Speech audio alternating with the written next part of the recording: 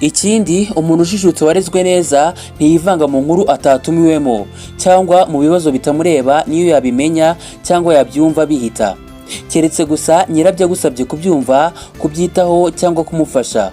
Mbese ni bya bindi ngo ibitakureba ureba hirya. Niba wambaye amataratara, lunettes yijimye, ya yandi y'izuba, sunglasses, nuko mu nzira umuntu akakuvugisha, yakuremo akanya gato mubanze muvugane akureba mu maso. Ni ikimenyetso cy'uko uba umwubashye. Kuvugana n'umuntu umurebana mu maso ni ubusirimu bungana no kumutega amatwi utarangaye.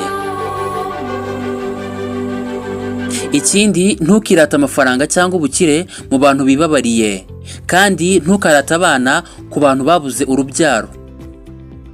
Ukwandikiye ubutumwa bugufi kandi ariko bitagukundiye gukora ibyo ubusabwamo, jya umusubiza nibura ko bukugezeho. Gusoma